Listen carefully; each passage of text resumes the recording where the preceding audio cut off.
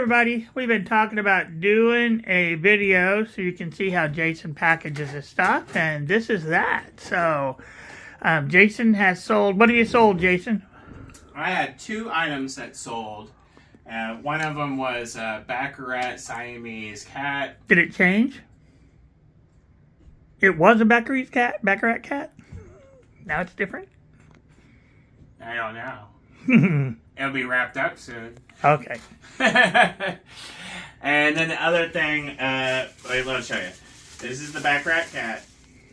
I've had it for a while. I'm surprised it's taken as long as it has to sell. I'm assuming because it's kind of an abstract design that more people really aren't interested in it. But I thought it was cool.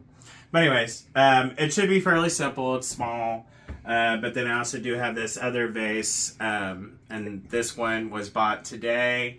And they even had a special request on it to include a note because it's for somebody. So anyways, this is just... Dear Babette, please accept this gift on our humble selves. This is just basically how I do my wrapping. Just getting a kind of idea. So for something like this, I'm not going to need a ton of wrapping. I already had one piece of paper. This is my little wrapping area where I keep like extra stuff, like cardboard and all that kind of stuff. And what are some of your rap songs? Don't worry, be happy. Alright, so anyways, if whenever I look at an item like this, I look at it and see like what would be any kind of weak points on this one. For this one, obviously, this top part here would probably be a weak part. So for something like this, I would probably want to use something to wrap it with, either like a pool noodle or something, which I always keep stock of. I also have these other things. These are kind of pool noodle-esque.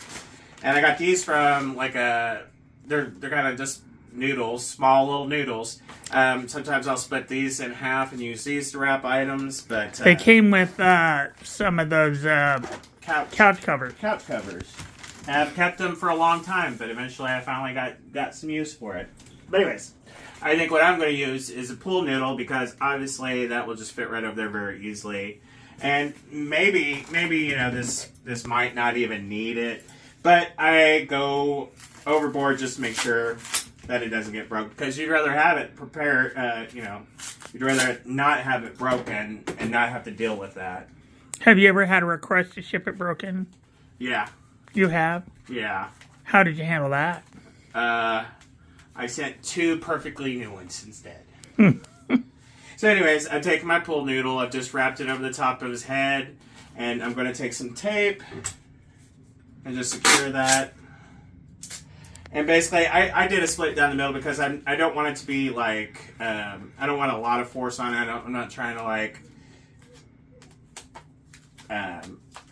crush it or anything. I don't want to break it myself. So anyways, simple as it. Now take that now, and I kind of do like this 2-wrap thing. I will take and I will lay my item down the middle, and this is how I kind of do it. Wrap, wrap, wrap. Roll, roll, roll. Tape it down. And I'm going to fold it over. Fold it over.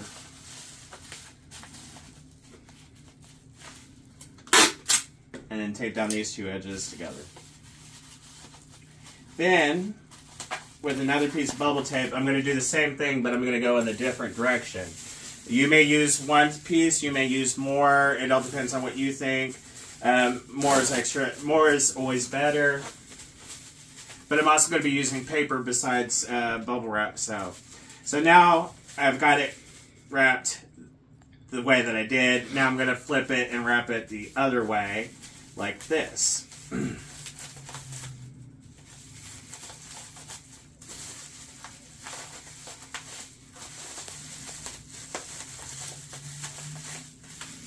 That way, all sides get bubble wrapped evenly.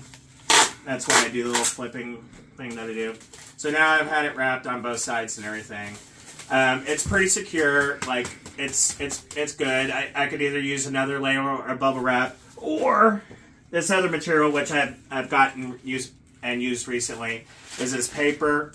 You can order off Amazon, and basically it just splits open like that, and it gives you a lot of space filler, and also a lot of protection if you use it for wrapping your stuff.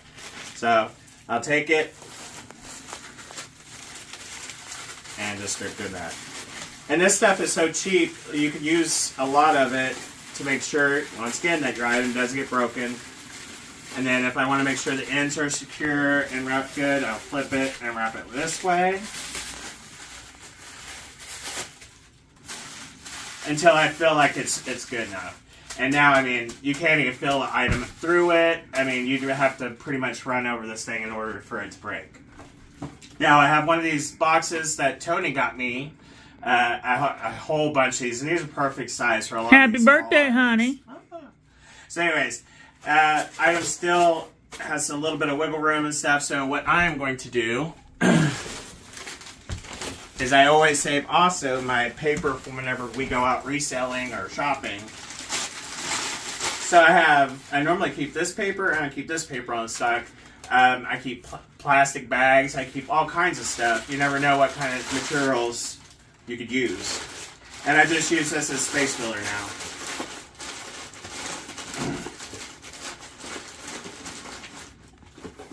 Alright, so there's that. And with the black marker, I mark out any other stuff. I don't know if you need to with the post office, but it's always better to cover up barcodes and stuff like that. And there's my first box. I'm going to take some tape and go over the edges and seal those up now.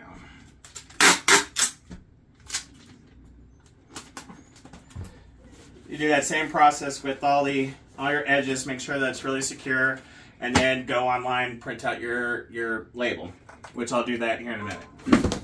All right, so anything that has a cavity or anything like that, you'll always want to make sure, cups, vases, etc. You want to fill those in. So that's another reason why I save this paper, and the other paper would also be really good, but I generally try to save that paper for the boxing and the wrapping of the actual item. So I just want to make sure that gets down in there, and that just helps create it to be more stable in the shipping. So now I got that full. I'm going to take, and since this is a little bit of a bigger item, I'm going to start with 2 sheets. Lay my item down and wrap it up. So I'm going this way first. I'm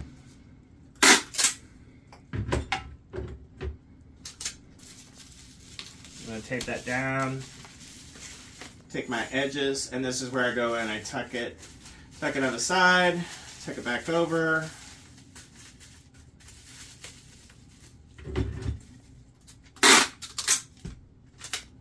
Take down this side, flip it over on the other side. Do the same thing, tuck it in, tuck it in. Tuck it in, tuck it in. And then tape it down. Alright, so there's one layer of bubble tape. I'm going to take another 2 pieces.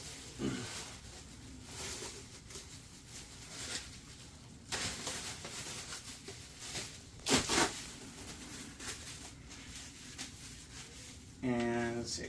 I want to go this way now, because this is where I folded it the other time. So now I'm going the opposite way. Wrap it. Tape it down. And tuck it besides.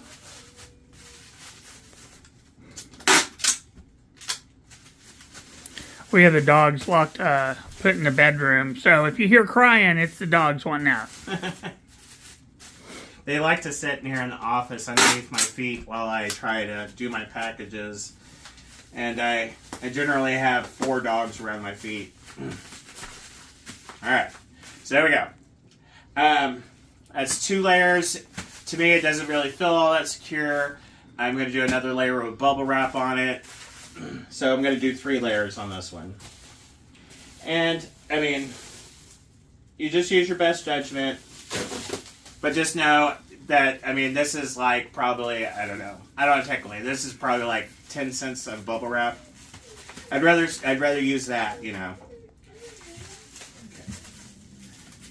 And maybe I'm making too many steps. Maybe you could just take one and just do it completely, you know, one time. This is the way that I like it. I'm sure everybody has their own kind of wrapping ways. Like Run DMC.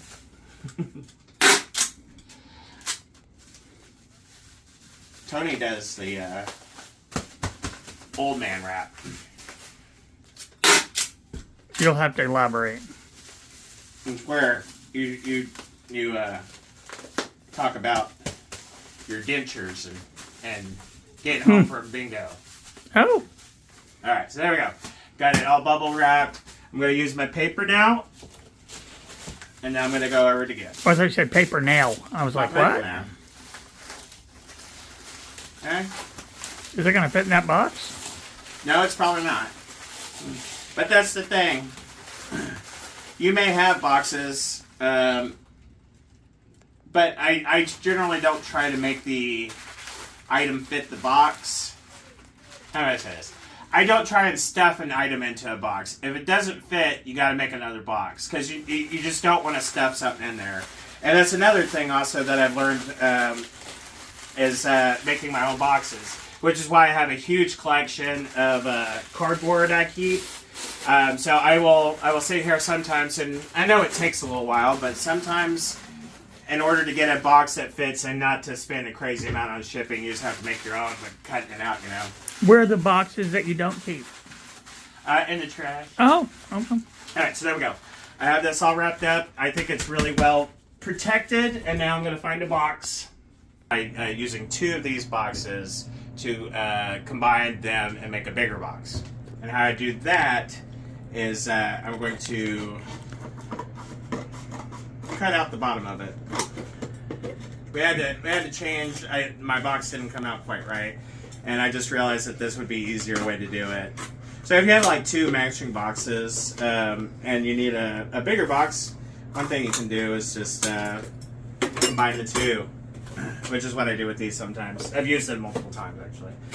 But I just cut off the bottom of one box, and I leave the top on this one. This box, I leave the bottom on it, and I'll cut off the top.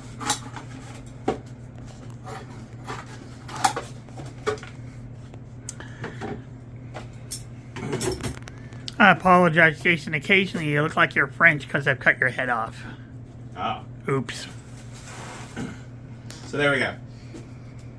Ta-da! One giant box. Now all I gotta do is combine it. So I am going to take this up. Hey, honey, it looks like there's still a bottom in that one. Yeah.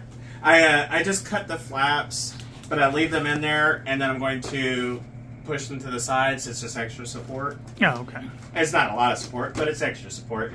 And also, these boxes aren't the strongest boxes in the world, so sometimes I'll also use scrap bits of cardboard on the insides also, just to give it some more stability. But I'm just going to go around the whole box like this and make sure it's really taped up well, because you don't want this to unbreak during shipping and your box just split right open. Wait, I have to unpack that. We don't want it to unbreak. You don't want your box to break. I was like, yeah, you don't want it to break, not unbreak. Alright, so there's that. I'm going to tape it up more, but I'm just going to leave that for now. There it is. I have one big box. There's the flaps, and I just take those and I, push that down the center. So there's that. Now, let's see. Will it fit? The question remains. All right. It fits. So I'm just going to take some extra paper, stuff the sides of it, make sure it's secure, tape it up, and it's ready to go. Along with the note that I need to put in there. But that's it. Dear Babette. That is my general shipping thing. People said that I should make a video about it, so this is just a little small video. But I try to come up with all kinds of different ways to use different materials in shipping just to help bring down your shipping costs. And since we started doing it, we've never had to buy boxes. I save scrap paper from the whenever we go and buy things, and reuse that. Reuse bags. Reuse cardboard. Reuse everything you can to try and bring down your shipping costs. So we're saving Mother Earth. Saving Mother Earth as much as you can. Alrighty. Well, thank you for tuning in. If you like this video, hit that like button and subscribe if you don't mind. We really would appreciate that. And we will be back with some more videos. We're thinking about one where we can kind of go over some of the feedback Jason's gotten, which will be a feel-good video because it's all pretty awesome. Hopefully it's not your feedback. You give me a lot. I do give you a lot. Alright, well, say goodbye to the good people, Jason. Goodbye, people. What about Good the or bad? Alright. Alright, guys. We'll see you next time. Thanks for watching. See you soon. Bye-bye now.